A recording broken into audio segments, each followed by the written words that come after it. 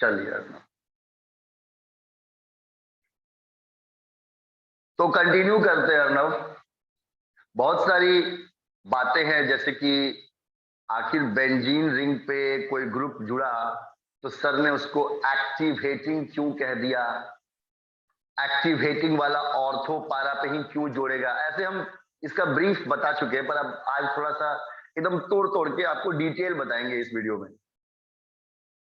और कुछ normal reactions हैं जो कोई बच्चा सीख सकता है, तो वो नॉर्मल रिएक्शंस भी एरोमेटिक का ही है, एरोमेटिक वाला टॉपिक का ही है।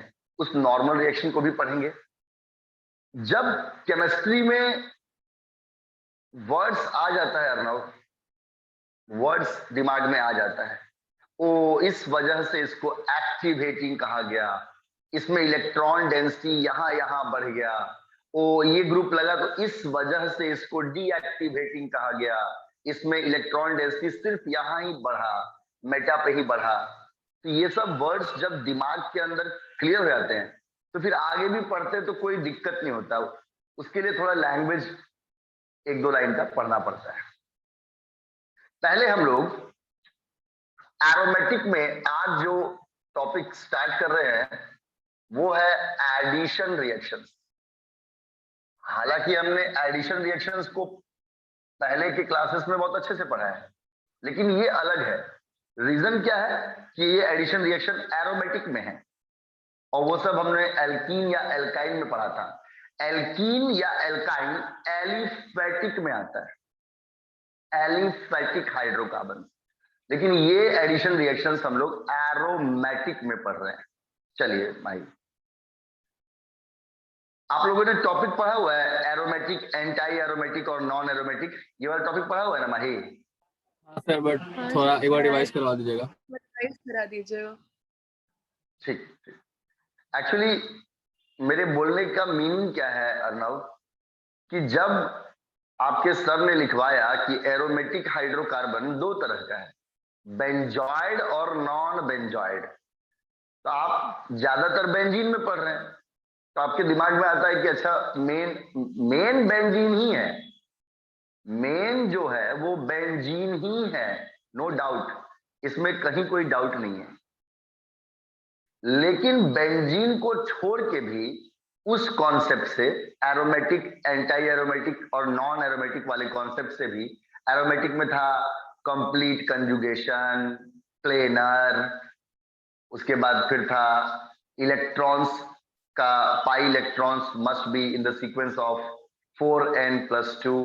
तो वैसे भी अगर कोई बेंजीन नहीं है लेकिन उस तीन कंडीशन को सेटिस्फाई कर दे रहा है तो वो भी एरोमेटिक हुआ। तो ये सब जो आप बातें पढ़ते हैं वो उनमें भी काम करेगा। बस बेंजीन वाला आप बेंजॉइड को पढ़ रहे हैं, और वो सब जो बेंजीन नहीं है लेकिन वो हकल्स रूल बोलते हैं उसको, वो हकल्स रूल के तीन कंडीशन को सेटिस्फाई कर रहा है, उसको नॉन बेंजॉइड बोलते हैं। तो आप जब एरोमेटिक की बात करते हैं तो दोनों में काम करता है, बेंजीन वाले में भी और बिना बेंजीन वाले में भी ये सब नियम काम करेगा। एडिशन रिएक्शंस में लिखिएगा, सबसे पहले इतना आसानी से इसमें एडिशन होता नहीं है क्योंकि बहुत ज्यादा अनसैचुरेटेड है। Under vigorous conditions,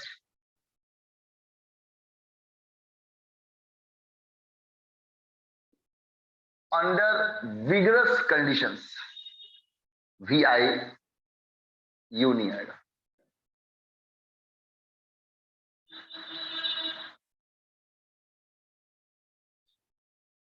under vigorous conditions कहने का मतलब हाई टेम्परेचर, हाई प्रेशर और कैटलिस्ट के प्रेजेंस में। मतलब विगरस कंडीशंस का मतलब बहुत हाई टेम्परेचर दिया गया, गैस डाल के, या तो इस रिएक्शन को करने के लिए बहुत ही हाई टेम्परेचर दिया गया, हाई टेम्परेचर ऑब्लिक कर देते हैं, या फिर दिया गया हाई प्रेशर, या फिर इन द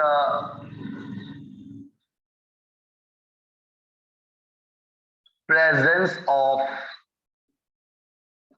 कैटलिस्ट।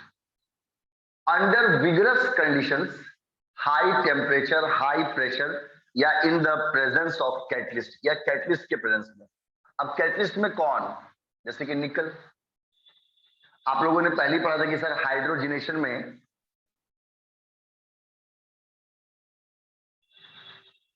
आप लोगों ने पहले ही पढ़ा था कि सर हाइड्रोजिनेशन में आपका ये वाला वर्क करता है, निकल, पैलेडियम और प्लैटिनम वर्क करता है। Under vigorous conditions, high temperature, high pressure in the presence of catalyst निकल या फिर निकल कैटलिस्ट के प्रेजेंस में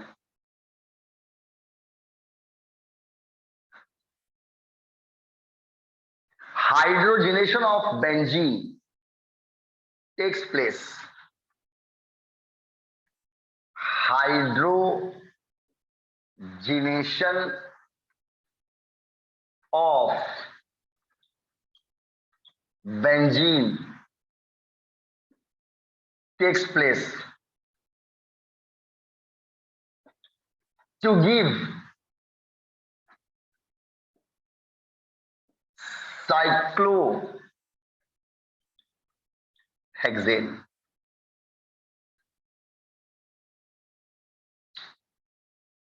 बहुत ही ज्यादा विगरस कंडीशंस में, मतलब नॉर्मली एनटीपी पे ये रिएक्शन नहीं होगा, बहुत ही ज्यादा विगरस कंडीशंस में हाई टेम्परेचर, हाई प्रेशर पे, हाई टेम्परेचर या हाई प्रेशर पे ये रिएक्शन होगा। बात को समझिएगा। तो जैसे मान लेते हैं कि मेरे पास बेंजीन है और बेंजीन के स्ट्रक्चर को आपने बहुत बार देखा और कहा कि सर उसके हर एंड पे जहां जहां वो बेंड हुआ है वहां वहां कार्बन है और हाइड्रोजन है। तो इसका फॉर्मूला आपने बोला था कि सर C6H6 है, नाम है बेंजीन। अब ध्यान से देखिए, जहां जहां ये तीन जगह डबल बॉन्ड है, यहां यहां यहां मतलब पाई बॉन्ड है, वहां वहां ये अनसैचुरेटेड है। तो आप एल्कीन में क्या करते थे, जब आप एल्कीन में हाइड्रोजन जोड़ते थे तो जहां जहां डबल बॉन्ड के पास जगह खाली होता था वहीं वहीं हाइड्रोजन जुड़ता था। यहां भी वैसा ही होगा। तो यहां पे डबल बॉन्ड, दो कार्बन दो कार्बन दो कार्बन, 6 कार्बन को टच कर रहा है। तो यहाँ पे 3 × H2, 6 हाइड्रोजन जुड़ेगा निकल के प्रेजेंस में, और बहुत ही हाई हीट करना पड़ेगा या प्रेशर देना पड़ेगा। जब जब ये हाइड्रोजन आके जुड़ जाएगा तो पाई बॉन्ड सब जगह टूट जाएगा, क्योंकि 4 बॉन्ड तो वैसे ही पूरा हो जाएगा। अब ये स्ट्रक्चर साइक्लो रहेगा, लेकिन हर कार्बन के पास दो दो हाइड्रोजन आ जाएगा। और जैसे ही उस कार्बन का 1 2 3 4 1 2 3 4 हर कार्बन के पास जब दो दो हाइड्रोजन आ जाएगा, हर कार्बन के पास जब दो दो हाइड्रोजन आ जाएगा, तो फिर ऑटोमेटिक सी बात है उसका पूरा पाई बॉन्ड टूट जाएगा। और अब ये फॉर्मूला हो गया C6H12, नाम हो गया साइक्लोहेक्सेन। यानी अगर स्टूडेंट्स कभी भी बेंजीन का विगरस कंडीशंस के अंदर हाइड्रोजिनेशन करते हैं, अगर कोई भी स्टूडेंट बेंजीन का विगरस कंडीशंस के अंदर हाइड्रोजिनेशन करते हैं, तो उस हाइड्रोजिनेशन से हम लोग को ये मिलता है साइक्लोहेक्सेन। MiA1 कौन है?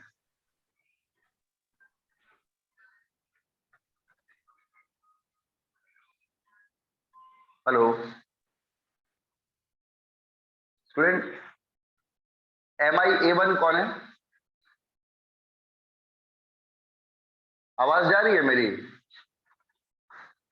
आवाज तो आ रहा है। आवाज आ रहा है। ठीक। नहीं, बोइंग रोड का एक मेडिकल बैच था, उसने भी मैसेज किया था कि सर प्लीज हमको एरोमेटिक पढ़ने दीजिए। पता नहीं कौन स्टूडेंट थी।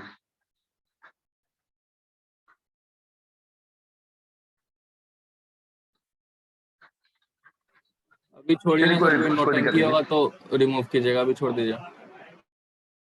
नहीं नहीं, कोई अच्छा ही स्टूडेंट है, क्योंकि अच्छा ही स्टूडेंट था, लेकिन हम बहुत तबियत डाउन नींद टाइप में थे, तो वो मालूम ही नहीं पड़ा कौन है। मृत्युंजय सर कॉल फॉरवर्ड किए थे।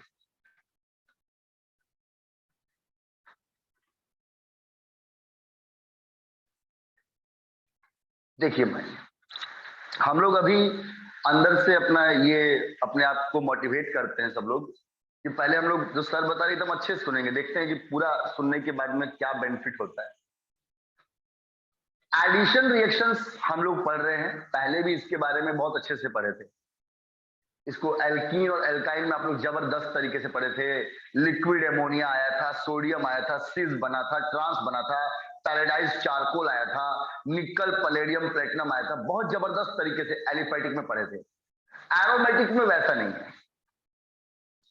एरोमेटिक में अभी अर्णव आपके दिमाग में ये बात आ गया कि सर अगर हम बेंजीन का, जो कि एरोमेटिक का मदर कंपाउंड है, अगर हम बेंजीन का करते हैं हाइड्रोजिनेशन या रिडक्शन, अगर हम बेंजीन का हाइड्रोजिनेशन या रिडक्शन करते हैं सर, तो वो क्या बनता है। तो उसके बारे में हमने बताया कि अगर हम बेंजीन का हाइड्रोजिनेशन करते हैं तो उसको पहले बहुत ही हाई टेम्परेचर प्रेशर पे करना पड़ता है, क्योंकि सर नॉर्मल कंडीशंस में एनटीपी पे वो रिएक्शन नहीं करता, और इसको हम लोग कैटलिस्ट के प्रेजेंस में करते हैं सर। और उससे क्या होता है सर कि जो बेंजीन है, जहां जहां उसका पाई बॉन्ड होता है वहां एक एक हाइड्रोजन और लग जाता है सर। उसके बाद वो C6H6 से C6H12 बन जाता है साइक्लोहेक्सेन। अब देखते हैं,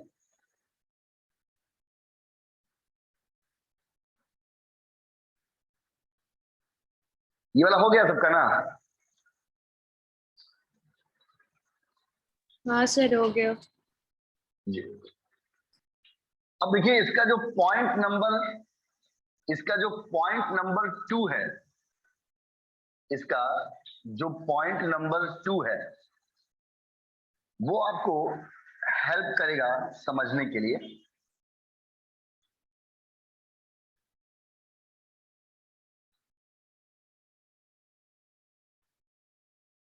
इसका जो पॉइंट नंबर 2 है, देखिए स्टूडेंट्स, एरोमेटिक से कोई डरने वाला बात नहीं है। एरोमेटिक या बेंजीन एलिफेटिक से ही डिराइव हुआ है। प्रोसेस को बोलते हैं एरोमेटाइजेशन। मेरी बात को समझिएगा, मतलब aromatic hydrocarbons are derived from aliphatic hydrocarbons। तो जिस बच्चे का एलिफेटिक पे कमांड है उसका एरोमेटिक पे भी होना चाहिए। वो बेंजीन का रिंग देखकर या बीच में पाई बॉन्ड देख के डरने वाली बात नहीं है। आपको एक सैंपल दिखाता हूं। पहले मेरे पास 6 कार्बन का चेन सीधा था, 1 2 3 4 5, एक और ले लेते हैं 6, और उसमें सब में हाइड्रोजन लगा हुआ था। ठीक है, उन सब में मेरे पास हाइड्रोजन लगा हुआ था। चलिए, स्ट्रेट चेन को बोलते हैं एन, और ये 6 कार्बन से मिलकर बना हुआ है स्टूडेंट्स, तो इसको बोलते हैं एन हेक्सेन। ठीक है, स्ट्रेट चेन को अगर सीधा में 5 कार्बन होता तो बोलते हैं एन पेंटेन, वैसे एन हेक्सेन है। इसको हम लोग -2 डिग्री सेल्सियस पे कंडेंस करते, ठंडा करते हैं, तो ये साइक्लो बन जाता है ऐसा। इसको नंबर कर देते हैं 1 2 3 4 5 6। अब इसमें देखिए, यहां से लेते हैं 1 2 3 4 5 6, ये 6 कार्बन, यहां जो 6 कार्बन है वो 6 कार्बन इसके अंदर दिए। तो इसमें 2 3 4 5, इसको हाइड्रोजन का कोई लॉस नहीं होता, यानी इसके पास भी आपका 2 हाइड्रोजन है, इसके पास भी 2 है, इसके पास भी 2 है और इसके पास भी 2 है। अब नंबर 1 और नंबर 6 के पास 3 हाइड्रोजन था, लेकिन जब वो आपस में बॉन्ड का फॉर्मेशन करता है तो उसका एक एक हाइड्रोजन निकल जाता है। जब वो चेन से साइक्लो बनता है तब उसका एक एक हाइड्रोजन निकल जाता है ना। तो अब इस कार्बन के पास भी 2 हो गया और इसके पास भी 2 हो गया, तो जो 2 बचा वो बाहर निकल जाता है। यानी पहले एन हेक्सेन को कंडेंस करने पे वो C6H12 साइक्लोहेक्सेन बनता है, और उसके बाद ये इसका पहला स्टेप हो गया, और उसके बाद ये जो आपका साइक्लोहेक्सेन बना जिसमें हर कार्बन के पास 2 हाइड्रोजन था, जिसमें हर कार्बन के पास 2 हाइड्रोजन था। अब आपके दिमाग में क्या है कि नहीं, मुझे इसको एरोमेटिक बेंजीन में कन्वर्ट करना है। तो साइक्लोहेक्सेन और बेंजीन में क्या चीज का फर्क है?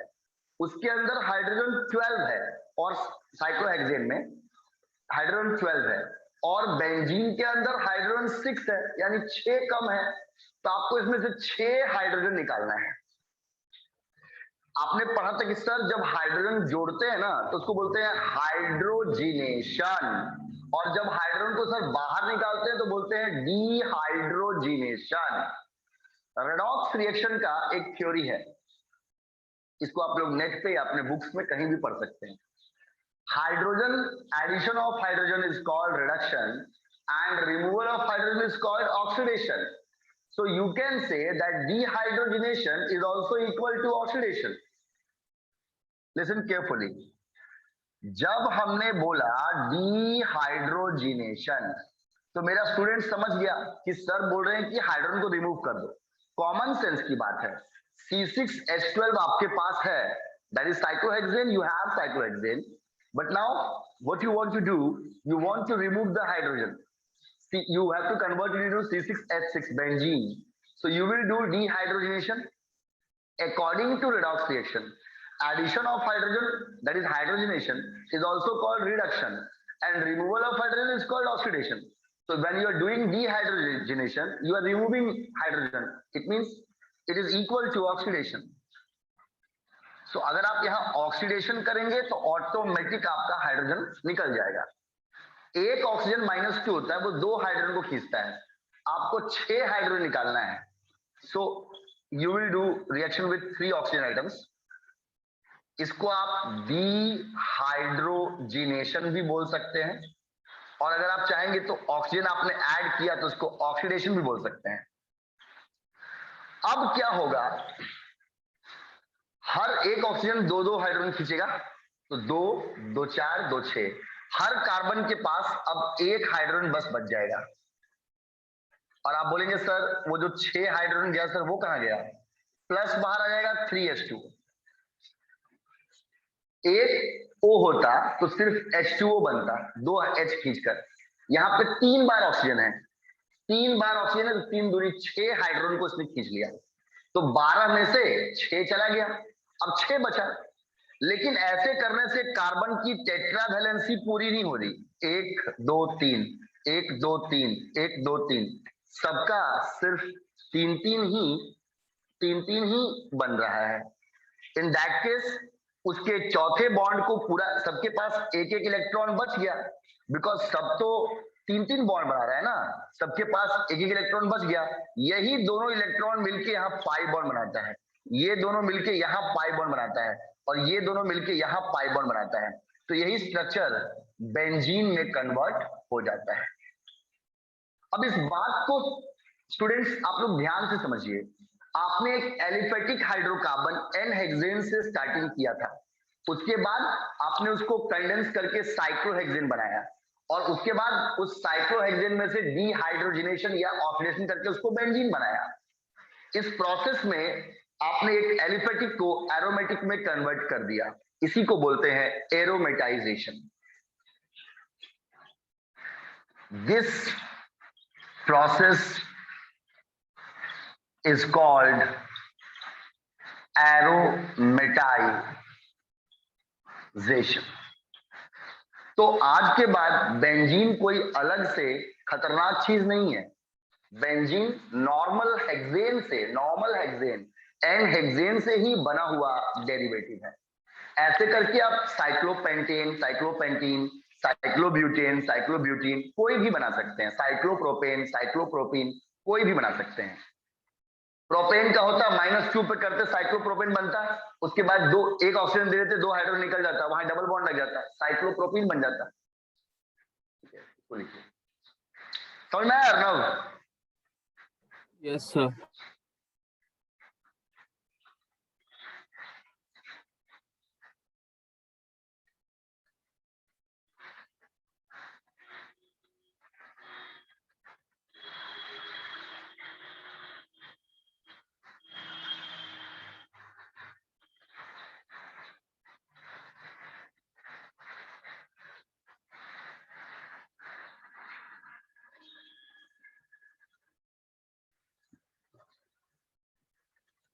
तो आज के बाद बेंजीन आपके लिए एक कॉमन सा ही चीज है। और ये पॉइंट आप जब देखेंगे स्टूडेंट्स, आपको अंदर से बहुत ये मिलेगा कि कोई बात नहीं, हम लोग बेंजीन पढ़ रहे हैं तो कोई खास चीज नहीं है। एरोमेटिक हाइड्रोकार्बन्स भी एलिफेटिक से ही बनते हैं। जैसे सर ने हमको एन हेक्सेन से बेंजीन बनाकर दिखाया, और सर ये शो करते हैं कि केमिस्ट्री में बहुत सारे चैप्टर्स और उसकी बातें अलग अलग तरीके से बोली जाती है। रेडॉक्स में, ऑर्गेनिक में बोलते हैं डीहाइड्रोजनेशन, रेडॉक्स में बोलते हैं उसको ऑक्सीडेशन। तो कंसेप्ट एक ही ऐसा होता है। हाइड्रोजन अगर निकालना हो तो हम लोग ऑक्सीजन का यूज करेंगे, तो H2O के फॉर्म में वो हाइड्रोजन को बाहर निकाल लेगा।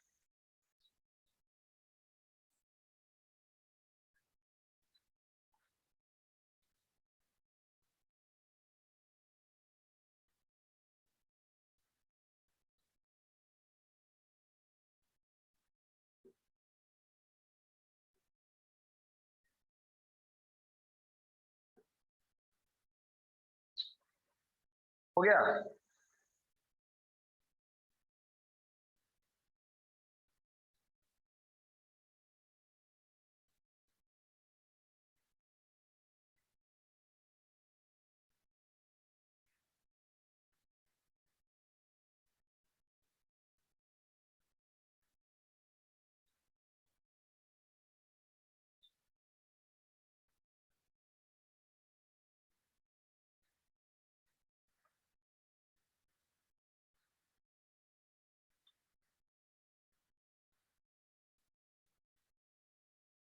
ये वाला हो गया अर्नव सिन्हा? हाँ सर हो गया। माही आपका? हाँ सर हो गया। देखिए, अब जैसे अर्नव, अगर आपके दिमाग में आता है कि सर जो पढ़ाते हैं भाई वो समझ में अच्छे से आता है, लेकिन ऐसा क्या ट्रिक है सर जिसके थ्रू हम इस चीज को अपने में दिमाग में परमानेंट कर सकें, आप नहीं भी आगे भी बढ़ जाएं तो भी वो चीज मेरे माइंड में स्टेबल हो जाए? तो उसके लिए क्या करना पड़ता है अर्नव? कि थोड़ा प्रैक्टिस करना पड़ता है। देखिए माही, जैसे हमारे सर अगर हमको पढ़ाए, उसके बाद फिर हम क्या किए, हम जब घर में ऐसे भी वैकेंट या लीजर बैठे रहते थे तो हम लोग उसको अपने आप एनालाइज करते थे। यार सर ने तो एन हेक्सेन में पढ़ाकर बेंजीन बना के चल दिए, यार जरा हम देखते हैं, हम प्रोपेन से बनाते हैं। तो हमने उसी प्रोसेस को 1 2 3 पे बनाया, पहले ऐसे करके ऐसे बनाया, C3H8 हो गया, चेन सीधा है। तो चाहे प्रोपेन बोलिए या एन प्रोपेन बोलिए, बात एक ही। चाहे प्रोपेन बोलिए या फिर एन प्रोपेन बोलिए। अब देखिए, चलिए अब इसको हमने -2 डिग्री सेल्सियस पे किया, इसको हमने -2 डिग्री सेल्सियस पे किया। तो आपको पढ़ाए थे कि ये साइक्लो हो जाता है। देखिए ये था 1 2 3, तो मान लेते हैं कि ये हो गया 1 2 3। सर बोले थे कि बीच वाले कार्बन के हाइड्रोजन पे कोई फर्क नहीं पड़ता, यहाँ पे 2 हाइड्रोजन है और ये साइड वाले का एक इसका और एक इसका निकल जाता है, बाकी जुड़ जाता है। तो अब इसके पास भी 2 हाइड्रोजन है और इस वाले के पास भी, जो आपका 1 नंबर था, इसके पास भी 2 हाइड्रोजन हो गया, यानी हो गया C3H6। अब इसका नाम हो गया साइक्लोप्रोपेन। उसके बाद डबल बॉन्ड कहां लग सकता है? इधर लग सकता है, एक ही जगह। 2 जगह लगेगा तो कार्बन का 5 बॉन्ड ना हो जाएगा, एक ही जगह लग सकता है। तो अगर सर बोलेंगे कि ये रहा आप तुम्हारे पास साइक्लोप्रोपेन, जिसमें हर कार्बन के पास 2-2 हाइड्रोजन आइटम है, ऐसा बोला सर ने, है ना। और इसको क्या करना है, तो चलो इसको यार एक नेसेंट ऑक्सीजन से कर देता हूं रिएक्शन। इस प्रोसेस में वो 2 हाइड्रोजन को खींच लेगा, कोई भी 2 खींच लेगा। बाय द वे इन दोनों को खींच लिया, बस यहाँ डबल बॉन्ड लग जाएगा, इन दोनों यहाँ डबल बॉन्ड लग जाएगा। तो ये रहा साइक्लोप्रोपेन का स्ट्रक्चर और सर ने डबल बॉन्ड यहाँ लगा दिया, तो इसका नाम हो गया साइक्लोप्रोपीन। देखिए बाबू यहाँ मत, 2 जगह मत कीजिएगा, यहाँ लगाएंगे तो फिर एक एक हाइड्रोजन है तो उसका बॉन्ड बहुत सारा हो जाएगा ना। अगर यहाँ भी डबल बॉन्ड लगाएंगे तो इस कार्बन का रहेगा 2 2 4 और 1 5, ऐसा पॉसिबल नहीं है, यानी इसके अंदर यही बढ़ेगा। अब देखिए अगर बाय द वे मेरे पास 4 का होता, 1 2 3 4, है ना, इस 4 वाले का नाम क्या होगा अर्नव सिन्हा? चेन सीधा है, N-ब्यूटेन। इसका नाम होगा एन ब्यूटेन। और इसको माही अगर -2 डिग्री सेल्सियस पे करेंगे तो क्या बन जाएगा? साइक्लोब्यूटेन। बस ये फर्स्ट का और ये फोर्थ का दोनों का एक हाइड्रोजन निकल जाएगा, बाकी सब जुड़ के स्क्वायर जैसा बन जाएगा। और बिल्कुल सही जवाब, इसका नाम है C4H8। यानी जब भी वो चेन से साइक्लो बनता है उसका 2 हाइड्रोजन निकल जाता है। अब इसका नाम हो गया साइक्लोब्यूटेन। इसके अंदर हमको जगह दिख रहा है, तो 2 हाइड्रोजन यहां से और 2 हाइड्रोजन वहां से निकल सकता है। तो ये जो साइक्लोब्यूटेन बना उसमें हर कार्बन के पास में, उसमें हर कार्बन के पास में 2-2 हाइड्रोजन एटम है ना। तो हमने क्या किया, इसको 2 बार नेसेंट ऑक्सीजन दिया। एक ऑक्सीजन जो है, एक ऑक्सीजन 2 को हाइड्रोजन खींचता है, तो 2 ऑक्सीजन 4 खींचेगा, 2 इधर से 2 इधर से, एक डबल बॉन्ड यहाँ एक डबल बॉन्ड यहाँ लग जाएगा। अब इस ब्यूटेन में 2 बार डबल बॉन्ड लग गया और प्लस बाहर निकल गया 2H2O। इसका नाम बताइए, ये जो कंपाउंड बना इसका नाम क्या है? साइक्लोब्यूट 1,2 डाइईन। 1,3 होगा, डाई। क्योंकि नॉर्मल अच्छा हाँ, पूरा कंप्लीट करके आता है। हाँ सॉरी सॉरी। कंप्लीट करने के बाद 3 पे जाते हैं 4। इसका नाम हो गया, बहुत अच्छा जवाब, बहुत, कोई बात नहीं अर्नव, कोई बात नहीं है माही, मिस्टेक से ही सीखता है। जो नहीं बोल रहा सबसे बड़ा बेवकूफ वो है, बोल ही नहीं रहा है, समझ में कैसे आएगा गलत आता है कि सही आता है? बोलना चाहिए। देखिए अब माही के दिमाग में ये कंसेप्ट था कि नहीं सर सिखाए, तो पूरा काउंट करने के बाद ही, इस टॉपिक का नाम था नॉमेनक्लेचर ऑफ साइक्लोअल्कीन, उसके अंदर पढ़ाए थे। ये बॉन्ड 1 के बाद 2 आनी, 1 2 तब जाएगा 3। साइक्लोब्यूट, साइक्लोब्यूट 1,3 डाई। अब इसको देखकर स्टूडेंट को कॉन्फिडेंस आ रहा होगा, अरे यार तब तो किसी भी चेन कंपाउंड का हम बना लेंगे, बिल्कुल बना लेंगे। ज्यादातर हेक्सेन तक हमारा पाला पड़ता है। 10 मिनट का टाइम दिया है, उसके बाद फिर वार्निंग, फिर दोबारा से लॉग इन कर जाइएगा।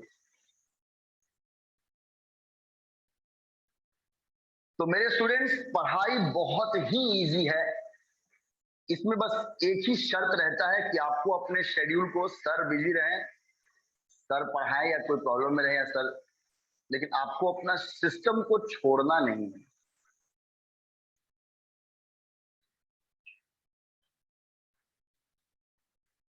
इसमें बस यही कानून है, और जैसा सर पढ़ा के जाए उस टाइप का सर अगर प्रैक्टिस हमको करवा दे तो बहुत ही बढ़िया है। अगर टाइम ना भी रहे प्रैक्टिस कराने का तो भी कोई दिक्कत नहीं है, उसी टाइप का हम खुद से प्रैक्टिस करेंगे। तो प्रोपेन से पहले बनाया साइक्लोप्रोपेन, उसके बाद डीहाइड्रोजिनेशन या ऑक्सीडेशन करके, इस स्टेप का नाम हम पिछले वाले टॉपिक में लिख चुके हैं, बार बार नहीं लिख रहे हैं उसको। फिर डीहाइड्रोजिनेशन या ऑक्सीडेशन करके हम उसको पाई बॉन्ड उसके अंदर ला सकते हैं।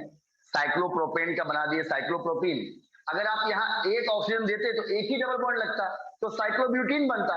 यहाँ पे दो डबल बॉन्ड है, इसलिए आपने साइक्लोब्यूट 1,3 डाइन कहा इसको।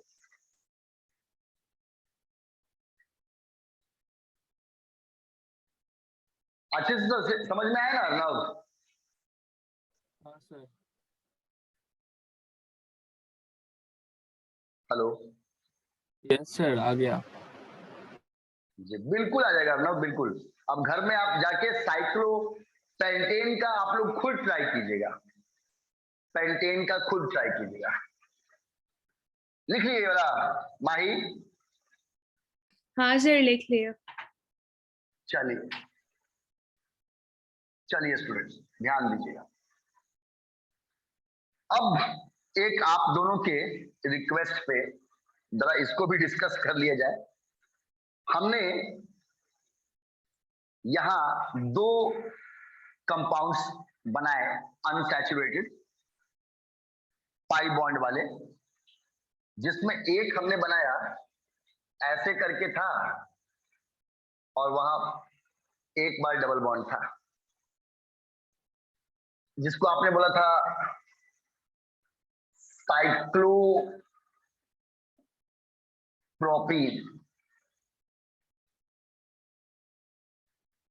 अब इसमें थोड़ा सा एक हाइड्रोजन हम यहां वहां निकालेंगे, क्योंकि हमको इसको एरोमेटिक एंटी एरोमेटिक ऐसा कुछ करना है। तो यहाँ पे एक हाइड्रोजन है, यहाँ भी एक हाइड्रोजन है। देखिए ये कार्बन यहाँ बनाएंगे तो 1 2 3 बॉन्ड हो गया, तो एक ही 4 लगेगा, और यहाँ वहां पे 2 है, ये प्लेनरिटी को डिस्टर्ब कर रहा है, तो उसका एक हाइड्रोजन हम H माइनस बन के भाग गया, उस पर चार्ज लग गया प्लस, यानी ये रहा ऐसे और यहाँ पे लगा दिए प्लस। हम लोग क्या करते हैं स्टूडेंट्स कि ऑर्गेनिक में ये सब बातें बड़ी आसानी से टेप देते हैं। सर लोग तो ये ले धनाधन, स्टूडेंट देख रहा है, बर्बाद हो रहा है स्टूडेंट, ये तो हो क्या रहा है यार। तो इसमें देखिए असली में हुआ क्या भाई, उसको समझिएगा। पहले ये जो साइक्लोप्रोपीन था उसमें आप कार्बन देखिए 1 2 3, एक हाइड्रोजन यहाँ पे 1 2 3, एक हाइड्रोजन यहाँ पे 4, और इस वाले कार्बन के पास 2 हाइड्रोजन था। तो फिर ये एरोमेटिक एंटी एरोमेटिक ये सब कैसे बनेगा? तो हमने बोला ना कि ये जो H है ये H माइनस बन के भाग गया, मतलब अपना इलेक्ट्रॉन तो लिया बेटा, इसका भी लेके भाग गया, तो इस कार्बन पे चार्ज आ गया प्लस। उसी को हम वैसे लिखते हैं, इसी को हम लोग वैसे लिखते हैं, ठीक है। Carbon with plus charge, carbon with plus charge means कि H minus is removed out. अब इसमें कंजुगेशन हो गया पाई सिग्मा प्लस, यानी कंप्लीट कंजुगेशन। उसके बाद हर एक के पास 3 ही 3 बॉन्ड है, जिसके पास 4 बॉन्ड था उसको अपने H एक निकाल दिया, उसके पास भी 3 हो गया, यानी ये प्लेनरिटी भी इसके अंदर पूरा है। और इसमें पाई इलेक्ट्रॉन एक ही है, बस पाई बॉन्ड एक ही है, तो पाई इलेक्ट्रॉन कितना है 2। तो ये कंपाउंड हो गया एरोमेटिक, क्योंकि उसमें होता है 4n + 2 और वहां n 0 1 2 3 कुछ भी हो सकता है। तो अगर यहाँ पे 0 रखेंगे 4 × 0 0 + 2 2 आएगा। जो स्ट्रक्चर 3 बातों को फॉलो करता है। पहला, पूरे में कंजुगेशन होना चाहिए, pi sigma plus, pi sigma lone pair, pi sigma pi, pi sigma free radical, पूरे में कंजुगेशन होना चाहिए। दूसरा, हर एक का 3 ही बॉन्ड होना चाहिए, चौथा नहीं। अगर कोई कार्बन 4 बॉन्ड बना रहा है तो वो हो गया टेट्राहेड्रल, जो कि एक प्लेनर स्ट्रक्चर नहीं है। 3D है। तो ये वाला 4 बॉन्ड बना रहा था, लेकिन H माइनस जब निकल गया तो वहां भी 3 ही बॉन्ड हो गया। तो ये भी प्लेनर, ये भी प्लेनर, ये भी प्लेनर, यानी प्लेनरिटी कंप्लीट हो गई। और पाई इलेक्ट्रॉन्स 2 थे, तो अगर n बराबर 0 रखेंगे तो 2 आ जाएगा, यानी ये एरोमेटिक के कंडीशन को फॉलो कर रहा है। और दूसरा जो कंपाउंड आपने बनाया था साइक्लोब्यूटाडाइन, वो ऐसे था। अब इसमें जो भी कार्बन लेंगे उसके पास पहले से ही एक एक हाइड्रोजन है, इसमें आपको कुछ रिमूव करने का जरूरत नहीं है। आप देखिए पाई सिग्मा पाई, पाई सिग्मा पाई, पूरे में कंजुगेशन है, कंप्लीट कंजुगेशन है पाई सिग्मा पाई का। सब कार्बन के पास एक एक हाइड्रोजन है, यानी सब sp2 है। 3 डायरेक्शन, एक direction, 2 direction, 3 direction, 1 direction, 2 direction, 3 direction, सब sp2 है, सब sp2 है, यानी इसके अंदर प्लेनरिटी है। सॉरी वो ये आएगा, हो गया। और स्टूडेंट इसमें पाई बॉन्ड्स 2 हैं, तो पूरे पाई इलेक्ट्रॉन हो गए 4। तो ये 4n के पैटर्न को फॉलो कर रहा है, जहां n बराबर 1 2 3 कुछ भी हो सकता है, 0 नहीं होता, तो 4 बन जा 4, यानी ये हो गया AA। इसको बोलते हैं एंटी एरोमेटिक। एरोमेटिक और एंटी एरोमेटिक में 2 चीजें सेम है, पहला कंप्लीट कंजुगेशन और दूसरा प्लेनरिटी। बस उसके पाई इलेक्ट्रॉन्स 4n+2 के सीक्वेंस में होने चाहिए, 4n+2 के सीक्वेंस में होने चाहिए, और इसका पाई इलेक्ट्रॉन 4n के सीक्वेंस में होना चाहिए। तो आपने जो 2 कंपाउंड्स बनाया, एक का नाम था साइक्लोप्रोपीन और दूसरे का नाम था साइक्लोब्यूटाडाइन। उसमें से साइक्लोप्रोपीन एरोमेटिक में कन्वर्ट हो जाता है, और जो साइक्लोब्यूटाडाइन है और जो साइक्लोब्यूटाडाइन है, वो जो साइक्लोब्यूटाडाइन है वो आपका एंटी एरोमेटिक में कन्वर्ट हो जाता है। बोलेंगे सर नॉन एरोमेटिक रिवाइज नहीं करवाइएगा, कोई जरूरत नहीं है। जो ना एरोमेटिक होता है और ना एंटी एरोमेटिक होता है,